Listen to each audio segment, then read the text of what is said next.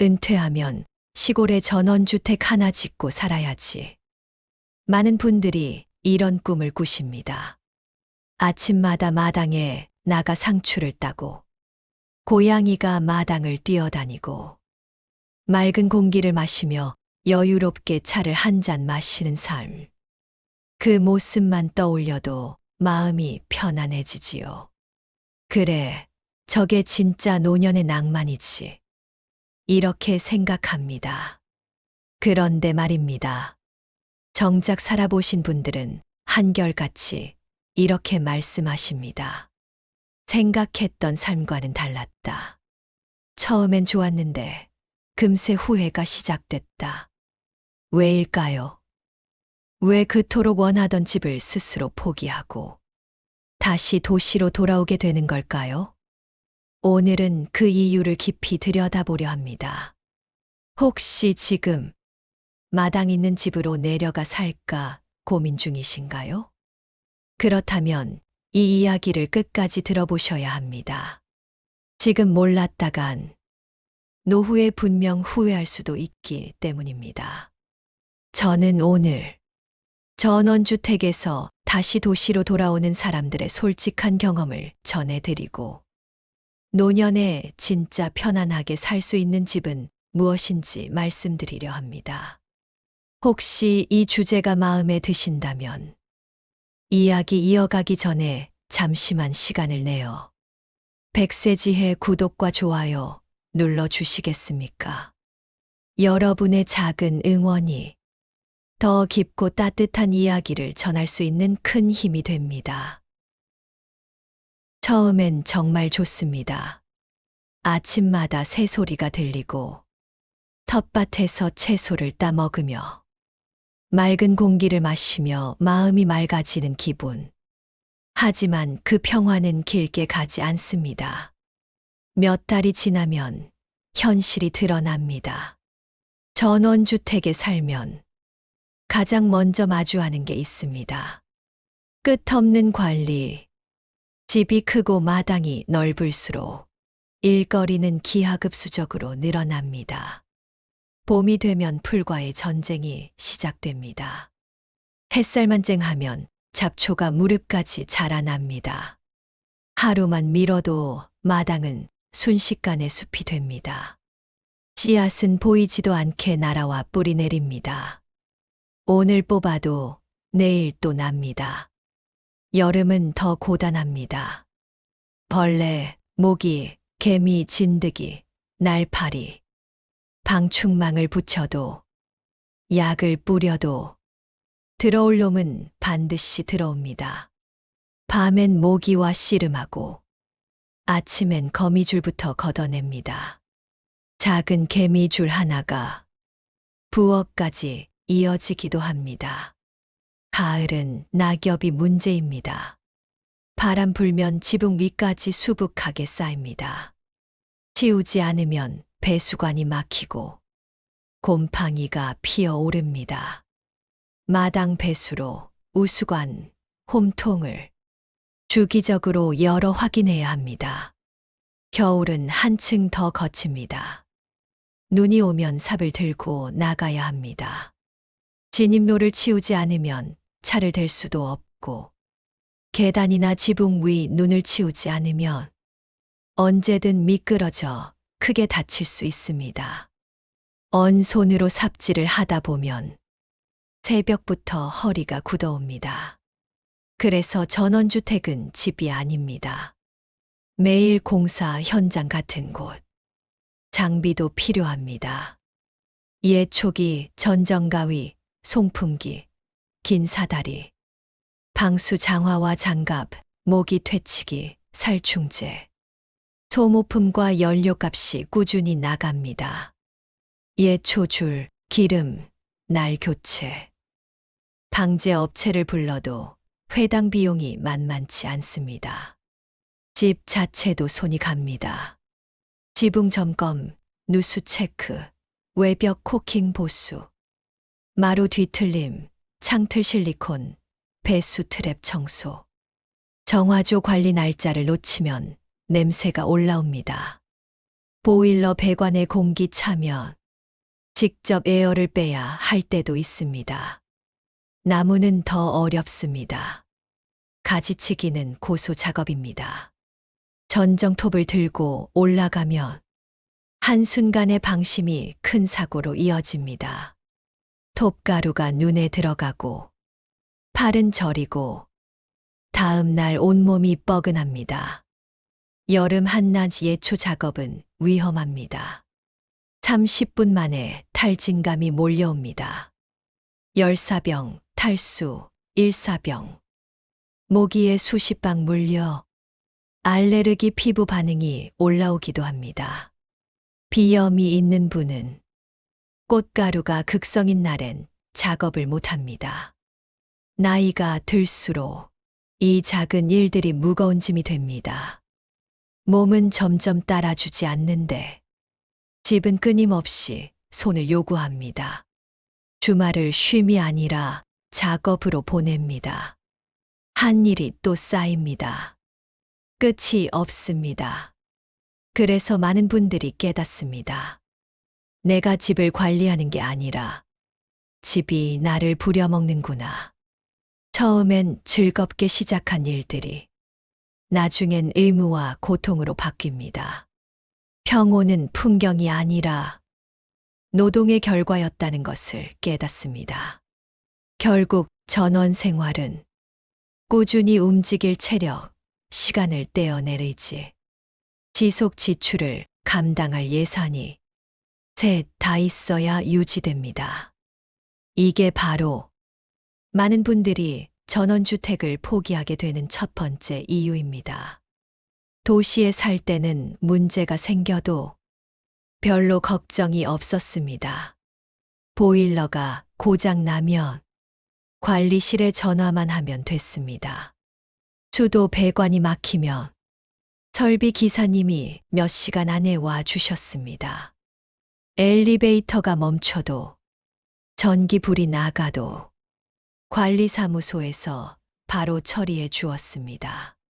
하지만 전원주택은 다릅니다. 문제가 생기면 모든 게 내 몫이 됩니다. 보일러가 꺼졌습니다. 난방이 되지 않습니다. 겨울 한밤 실내 온도가 뚝 떨어집니다. 도시였다면 한두 시간 안에 기사님이 왔을 겁니다. 하지만 전원주택에서 내가 직접 업체를 검색해야 합니다. 전화를 돌려 사람을 찾아야 합니다. 날짜를 맞추고 시간을 비워 기다려야 합니다. 그런데 그날 눈이 오면요? 기사님은 못 옵니다. 길이 막혔다며 일정을 미루자고 합니다. 결국 하루, 이틀을 난방 없는 집에서 버텨야 합니다. 몸은 덜덜 떨고 마음은 더 춥습니다. 수도는 더 큰 문제입니다. 겨울철 영하로 내려가면 수도관이 얼어붙습니다. 물이 나오지 않습니다. 녹이려면 직접 드라이기로 배관을 덮이거나 보온재를 감아야 합니다. 심하면 파열됩니다. 그 순간 집안은 물바다가 됩니다. 전기 차단기도 마찬가지입니다. 갑자기 스파크가 튀고 불이 나면 119를 불러야 합니다. 전기 기사가 올 때까지는 내 손으로 차단기를 내리고 불 꺼진 집에서 불안하게 기다려야 합니다. 화장실이 막혀도 상황은 같습니다. 도시라면 10분이면 해결될 일. 전원주택에선 이틀을 기다려야 할 수도 있습니다. 무엇보다도 급할수록 아무도 도와줄 사람이 없습니다. 이웃이 멀리 떨어져 있어 기사님 좀 불러달라 부탁하기조차 어렵습니다. 친구, 자식, 형제, 도시에서 바로 달려올 수 있는 거리가 아닙니다. 결국 모든 상황을 나 혼자 감당해야 합니다. 젊을 때는 버틸 수 있습니다. 불편해도 직접 부품을 사와 고치기도 합니다. 하지만 나이가 들면 사다리 타는 것도 위험합니다. 무거운 공구를 드는 것도 힘듭니다. 작업을 하다 넘어지면 그 순간이 큰 사고로 이어집니다. 이때 비로소 깨닫습니다. 전원주택은 집이 아니라 작은 공장이라는 것을. 주인이 관리자가 되고 기사 역할까지 해야 겨우 굴러갑니다. 이런 생활이 몇 번 반복되면 사람들은 묻습니다. 내가 집을 관리하려고 시골에 내려왔나? 아니면 평생 기사 일을 하려고 전원주택을 지은 건가? 이 질문에 지친 순간 전원 생활은 더 이상 낭만이 아니게 됩니다. 전원 생활의 가장 큰 위험. 그건 병원과의 거리입니다. 도시에선 작은 통증이 와도 10분 만에 병원에 도착합니다. 동네 의원, 종합병원, 응급실까지. 택시 한 번, 버스 한 번이면 닿습니다. 하지만 시골은 다릅니다. 갑자기 머리가 아픕니다. 가슴이 조여옵니다. 다리가 힘을 잃고 쓰러집니다. 차를 몰고 병원까지 40분. 버스는 하루 5대뿐. 밤에는 아예 없습니다. 119를 불러도 늦습니다. 구급차가 도착하기 전 이미 골든타임은 지나가 있습니다. 시골 병원은 규모도 작습니다. 정밀검사 기계가 없고 수술실도 없습니다. 의사가 이렇게 말합니다. 서울 큰 병원에 가셔야 합니다. 그 순간 불안은 2배가 됩니다. 이동하는 길 위에서 환자의 상태는 더 나빠질 수 있습니다. 멀리 떨어진 병원이 때로는 생명과 직결됩니다. 작은 병도 문제입니다. 감기약 하나를 사려 해도 차를 타고 나가야 합니다. 혈압이 오르거나 당뇨 약을 조절해야 해도 한나절이 걸립니다. 나이가 들수록 병원과 가까운 삶이 가장 큰 보험이 됩니다.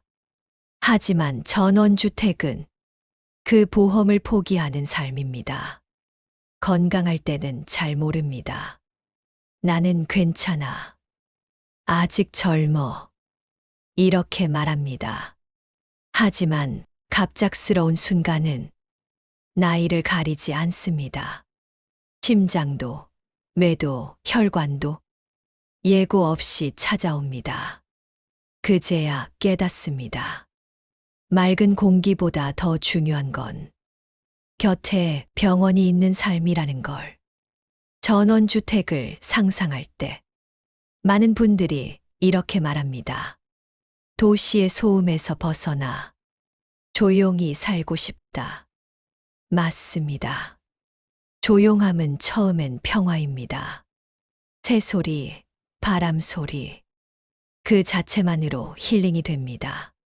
하지만 시간이 지나면 그 고요가 다른 얼굴을 드러냅니다. 창문을 열어도 아무도 지나가지 않습니다.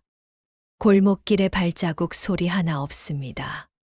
길 건너 이웃집은 걸어서 10분 거리에 있습니다. 마주치는 일도 거의 없습니다. 도시에선 밥 드셨어요? 이웃의 짧은 인사 한마디가 있었습니다. 엘리베이터 안에서 눈인사라도 나눌 수 있었습니다. 하지만 시골에선 없습니다. 아침부터 저녁까지 내 목소리를 들어주는 사람은 나 자신뿐입니다. 혼자 밥을 먹고, 혼자 말하고, 혼자 감당합니다. 처음엔 괜찮습니다. 혼자가 편하지. 스스로 위안합니다.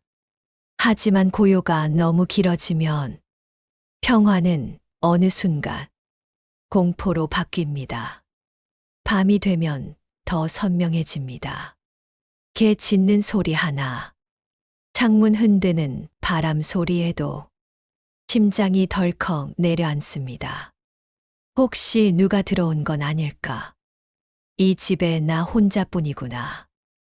불안을 느끼며 집 안불을 켜놓고 잠들기도 합니다. 무엇보다도 외로움은 건강을 해칩니다. 사람이 말을 하지 않으면 표정이 줄고 몸이 먼저 무너집니다.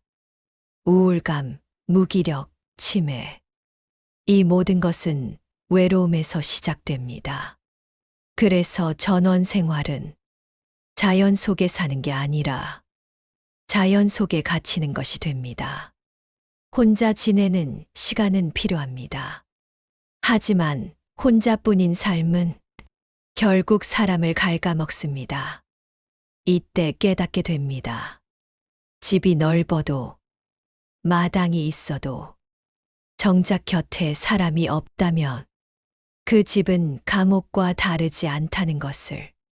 전원주택을 지을 때 많은 부모님들이 이렇게 말합니다. 애들이 주말마다 오겠지. 손주들이 마당에서 뛰어놀면 얼마나 좋을까. 처음엔 자식들도 그렇게 말합니다. 가까우니까 자주 올게요. 주말마다 애들이랑 내려갈게요. 말은 쉽습니다. 하지만 현실은 다릅니다. 멀고 불편합니다. 차로 2~3시간, 기름값, 톨게이트비, 아이들 챙길 짐까지 더해집니다. 한 번 내려오려면 큰 결심이 필요합니다. 처음엔 한 달에 1~2번 오던 발길이 2달에 1번, 3달에 1번으로 줄어듭니다. 결국 명절에나 얼굴 보는 사이가 됩니다. 전화로는 말합니다. 엄마, 곧 할게요. 아버지, 다음에 꼭 뵐게요. 하지만 그 다음은 또 미뤄집니다. 그제야 깨닫습니다. 손주 얼굴을 보려면 내가 도시로 나가야 합니다. 내가 차를 몰고 내가 찾아가야 합니다. 기대가 쌓이면 실망도 큽니다. 이번 주엔 올까? 기다리다. 텅 빈 마당을 바라보다. 허탈한 마음으로 방에 들어옵니다. 시간이 지날수록 확실해집니다. 이 집은 내가 꿈꾼 가족의 집이 아니라 나 혼자 사는 집이라는 것. 자식은 바쁩니다. 손주는 크고 있습니다. 세상은 더 빨리 돌아갑니다. 부모 마음은 언제나 기다림인데 그 기다림은 점점 길어지고 그 끝은 대부분 외로움으로 이어집니다. 그래서 전원주택은 가족과 함께하는 공간이 아니라 기다림의 공간이 되어버립니다. 이 기다림이 쌓이면 사람들은 결국 결심합니다. 이 집은 이제 내게 맞지 않는다. 전원주택을 선택한 분들이 마지막으로 부딪히는 벽이 있습니다. 팔리지 않는다. 처음엔 이렇게 생각합니다. 나중에 힘들면 팔고 도시로 나가지 뭐. 집이 예쁘니까 금방 나갈 거야. 하지만 현실은 다릅니다. 사고 싶은 사람보다 팔고 싶은 사람이 훨씬 많습니다. 매물은 쌓이고 가격은 떨어집니다. 억 단위로 지은 집이 절반 값에도 나가지 않습니다. 3억 들여 지은 집이 1억 5천에도 손님이 없습니다. 중개업소에 찾아가 봅니다. 이거 그냥 임대 놓으세요. 하지만 임대 놓을 사람도 없습니다. 1년 내내 빈집으로 남기도 합니다. 그 순간 깨닫습니다. 내 집이 내 삶을 가둬버리는 감옥이 되었다는 걸. 도시 아파트는 다릅니다. 살고 싶어 하는 사람이 많습니다. 언제든 매매가 가능하고 급하면 임대도 쉽게 놓을 수 있습니다. 하지만 전원주택은 다릅니다. 관리의 부담, 교통의 불편, 병원의 거리, 이 모든 단점이 겹쳐 구매자는 점점 줄어듭니다. 특히 나이가 들어 정말 도시로 돌아가고 싶을 때 집이 발목을 잡습니다. 나가고 싶어도 못 나갑니다. 노후의 자유는 내 집이 아니라 내가 원할 때 떠날 수 있는 조건에서 나옵니다. 예전에는 빌라나 저층 아파트라 하면 왠지 기죽는 분위기가 있었습니다. 엘리베이터도 없고 조명도 어둡고 아파트가 훨씬 낫지? 이런 말도 흔했습니다. 하지만 지금은 다릅니다. 눈치 빠른 분들은 전원주택 대신 계단 없는 빌라, 저층 아파트로 옮기고 있습니다. 왜일까요? 이유는 단순합니다. 편하기 때문입니다. 첫째, 계단이 없습니다. 노후의 가장 큰 적은 의외로 계단입니다. 무릎이 시큰거리고 허리가 무거워지면 3층, 4층 계단은 고문이 됩니다. 엘리베이터 없는 집은 아무리 넓어도 무용지물입니다. 반대로 1층이나 엘리베이터가 있는 집은 노후의 황금 같은 조건이 됩니다. 둘째, 조용합니다. 많은 분들이 빌라는 시끄럽다고 생각합니다. 하지만 요즘 신축 빌라는 방음이 뛰어납니다. 세대수가 적어 대단지 아파트보다 오히려 더 조용합니다. 층간소음에 시달리지 않고 혼자 지내기 딱 좋은 구조가 많습니다. 셋째, 모든 게 가깝습니다. 시장, 병원, 약국, 버스 정류장, 슬리퍼 끌고 나가면 다 해결되는 거리에 있습니다. 이게 노후에는 무엇보다 중요합니다. 넷째, 집이 작습니다. 거실이 크고 방이 많으면 좋아 보일 수 있습니다. 하지만 나이 들면 그건 공간이 아니라 일거리가 됩니다. 청소할 곳만 늘어나고 전기세수도세만 올라갑니다. 오히려 작고 단순한 집이 몸도 마음도 편합니다. 둘이 살아도 혼자 살아도 내 삶에 딱 맞는 크기. 그게 진짜 필요한 집입니다. 다섯째, 팔 수 있습니다. 이건 아주 큰 차이입니다. 도시 속 빌라와 저층 아파트는 임대 놓기도 쉽고 급하면 바로 매매도 가능합니다. 언젠가 나가고 싶을 때 나갈 수 있다는 안정감. 이게 바로 노후의 자유입니다. 그래서 말합니다. 노년에 좋은 집은 예쁜 집이 아닙니다. 살기 편한 집입니다. 전원주택은 풍경을 줍니다. 하지만 도심 속 작은 집은 안심을 줍니다. 그 안심이야말로 나이 들어 가장 절실한 조건입니다. 예전에는 실버타운이라 하면 부정적인 이미지가 많았습니다. 노인들만 모여 사는 곳, 자식에게 버림받은 집, 이런 말이 따라다녔습니다. 하지만 지금은 달라졌습니다. 실버타운은 더 이상 시설이 아니라 노후 라이프 센터로 변하고 있습니다. 전문 간호 인력이 상주합니다. 영양을 맞춘 식사가 제공됩니다.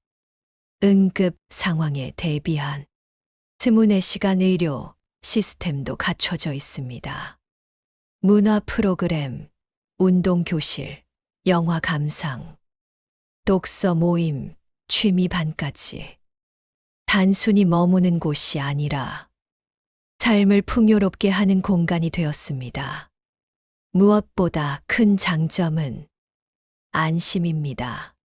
아플 때 곁에 누군가 있다는 것, 혼자가 아니라는 것. 이 사실만으로도 마음이 놓입니다.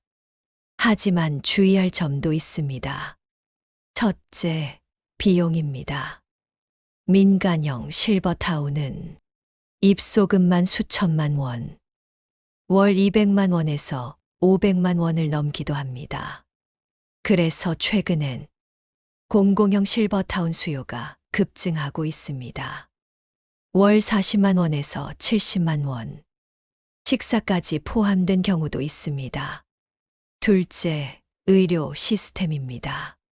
간호사만 있는 게 아니라 실제 응급 대응이 가능한지, 근처 병원과 협약이 되어 있는지 꼭 확인해야 합니다. 셋째, 입지입니다. 공기 좋은 외곽은 듣기에는 좋아도 마트, 병원, 버스가 멀면 살기 어렵습니다. 실버타운도 결국은 생활권 안에 있어야 합니다. 넷째, 운영 주체입니다. 민간 기업, 종교 재단, 복지재단. 운영 방식은 다양합니다.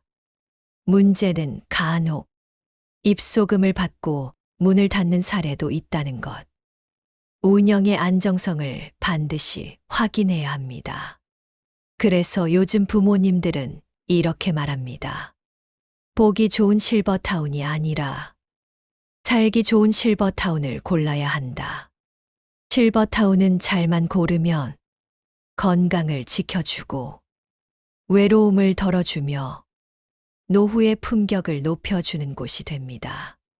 하지만 잘못 고르면 돈 쓰고 외롭고 불편한 세 가지 고통을 한꺼번에 떠안게 됩니다.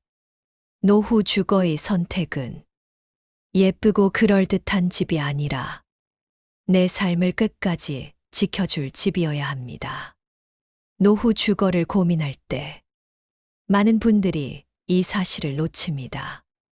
나라에서 이미 고령자 맞춤 임대주택을 공급하고 있다는 것. 이건 아는 사람만 혜택을 받는 제도입니다. 조건이 맞는데도 몰라서 신청하지 못한 분들이 많습니다. 자격은 생각보다 단순합니다. 청약 통장이 없어도 됩니다. 자녀가 집을 갖고 있어도 본인이 무주택이면 신청 가능합니다. 월세는 10만 원에서 30만 원 수준. 보증금도 크지 않습니다. 엘리베이터, 안전 손잡이, 응급, 호출 장치까지 기본으로 갖추고 있습니다. 무엇보다 중요한 건 입지입니다. 병원, 시장, 버스 정류장이 대부분 도보 생활권 안에 있습니다. 슬리퍼를 끌고 나가도 생활이 가능한 구조. 이게 진짜 복지입니다. 그런데 문제는 정보를 접할 기회가 적다는 겁니다. 지자체 공고를 몰라서 혹은 신청 방법이 복잡해 보여서 그냥 포기하는 경우가 많습니다. 그래서 지금이 중요합니다. 이미 전국 곳곳에 지어져 있습니다. 앞으로는 더 늘어날 예정입니다. 특히 소득이 낮고 무주택 조건이 맞는 분들에게는 이보다 좋은 집이 없습니다. 보증금 적게, 월세 저렴하게, 병원 가까운 집에서 사는 것. 이건 단순한 주거가 아니라 삶의 안전망입니다. 그런데 정작 자격이 되는 분들이 몰라서 혹은 난 안 되겠지 하고 스스로 기회를 버립니다. 꼭 기억하셔야 합니다. 이건 시혜가 아니라 여러분이 평생 낸 세금으로 만든 당신을 위한 제도입니다. 마지막으로 소개할 선택지는 자녀와 가까이 사는 집입니다. 같이 살진 않습니다. 하지만 멀리서도 살지 않습니다. 요즘 부모님들은 똑똑합니다. 같이 살면 불편하고 멀리 살면 외롭다. 그래서 답은 적당한 거리입니다. 차로 1015분 거리. 필요할 땐 바로 연락할 수 있는 거리. 이게 부모와 자식 모두가 편안하게 느끼는 선입니다. 함께 살면 눈치 보입니다. 손주 돌보느라 지치기도 합니다. 집이 내 집인지 손님인지 헷갈릴 때도 있습니다. 그래서 요즘 부모님들은 서로 간섭하지 않는 거리, 서로 돌볼 수 있는 거리를 동시에 잡습니다. 이런 선택은 단순한 거주가 아니라 마음의 안전망입니다. 오늘 이야기 어떻게 들으셨나요? 혹시 지금 전원주택을 고민하고 계신가요? 혹은 노후에 어떤 집이 맞을지 답을 찾고 계신가요? 그 고민에 조금이나마 길잡이가 되었길 바랍니다. 더 많은 지혜로운 이야기를 나누고 싶다면 백세지혜 구독과 좋아요 눌러주세요. 여러분의 작은 응원이 앞으로도 따뜻하고 깊은 콘텐츠로 보답할 수 있는 큰 힘이 됩니다. 고맙습니다. 행복한 하루 보내세요.